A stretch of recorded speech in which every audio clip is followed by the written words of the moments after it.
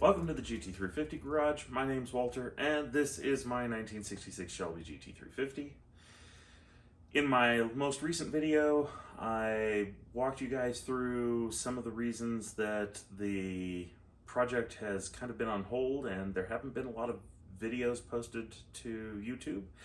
And the primary reason for that is I've decided that after discovering how many sets of rod bearings this engine has had put in it, and knowing that it kind of vibrates a little more than it should, it makes the most sense to pull this engine out and address these issues now before I go much further on the car. So in this video, I'm going to be going through the process of removing the engine from my 1966 Shelby. And what better way to do that than to just get started? So without any more delay, we're going to take the hood off.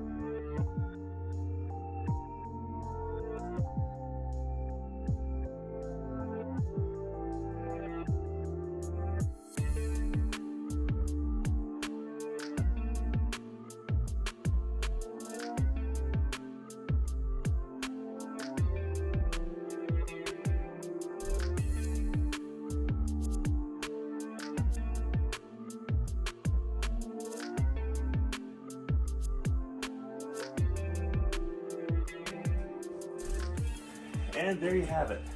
The hood's off. We can get started.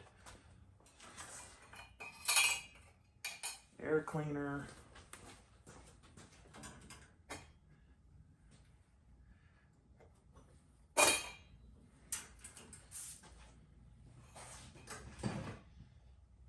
And I'm going to have a big pile of parts. So right now, I'm going to put you guys in time-lapse mode, and you're going to get to see this process from start to engine removal.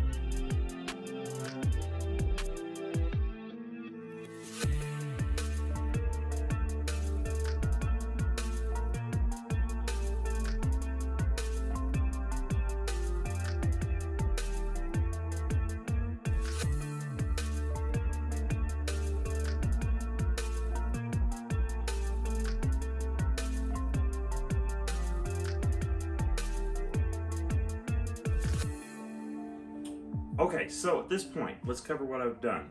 I had to remove the Monte Carlo bar and the strut tower or shock tower brace, the export brace. And in order to do that, I had to remove the shocks, disconnected the shocks. You have to lift up the suspension so that you can get the shock caps off of the towers.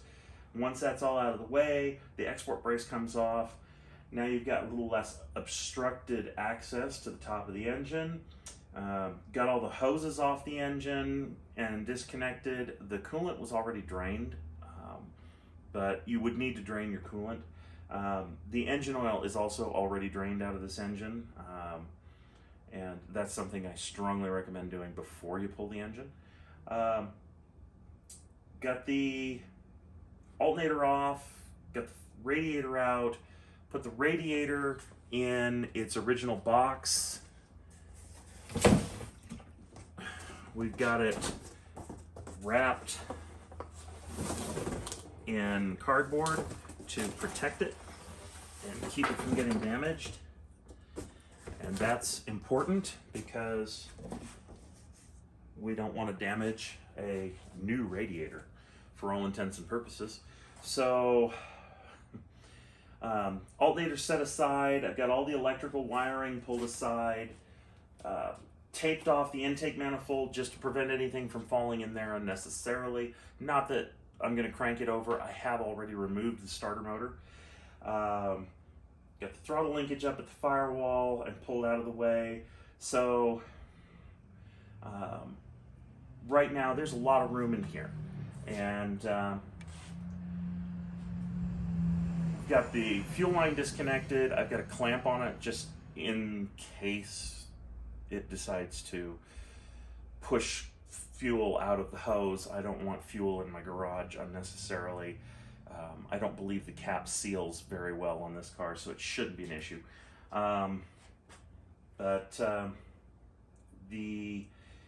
The overall progress, this took me about an hour to get to this point. If you add in the time to drain the coolant and the oil, you're looking at an hour and 20 minutes, an hour and a half.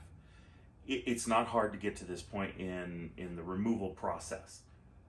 So the next step in this process is going to be removing the exhaust system from the car. I'm not going to use this exhaust system. I have a complete brand new exhaust system from JBA for the car. So I'll pull the exhaust off all the way out the back of the car, and that'll go outside. The headers, the last time these were disconnected from the heads was in 1988. This car did get the top end gone through. When my father had gotten the car, he pulled the heads off, checked the heads out. I believe he had a valve job done.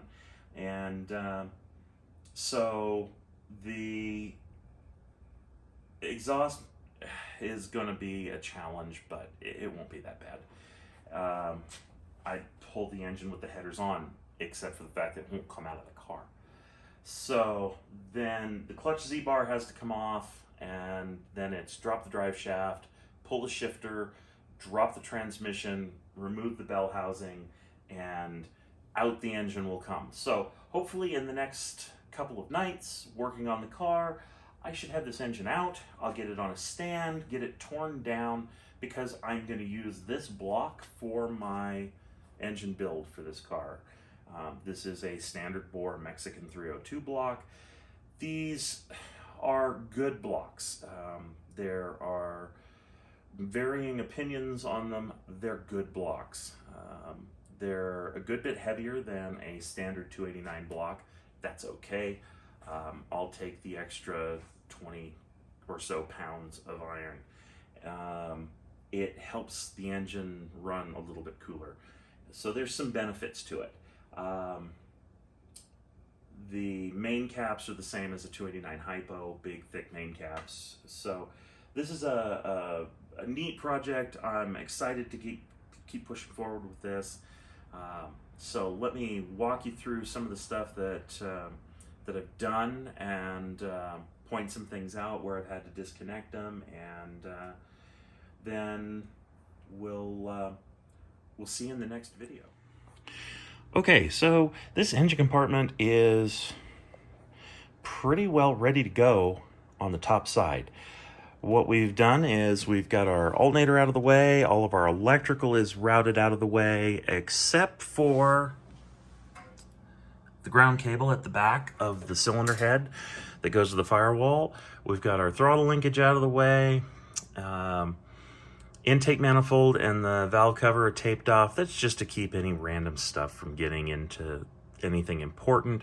Although this engine's going to go on a stand and it's going to come apart right away. So it really doesn't matter, but this is good practice for you guys that are working on your cars to get into. If you take the carburetor off, put something over the intake manifold to keep stuff from getting in there.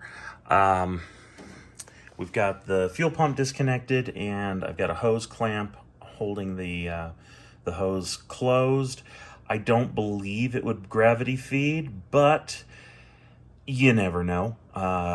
If the tank happens to seal, or the gas cap happens to seal to the tank filler, it's possible that you could end up with enough pressure in the tank to push a little fuel through the line. I just don't want to take that chance.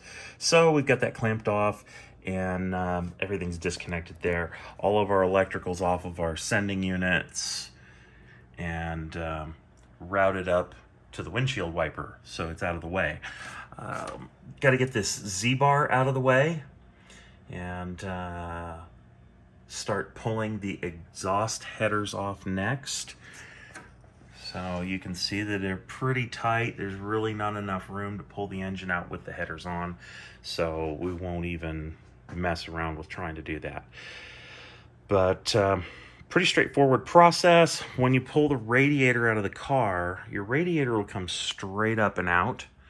And in doing that, you can then remove the fan, spacer, pulley, all of that from the front of the water pump without taking any risk of running a bolt or a wrench into the front of your radiator or the back of your radiator.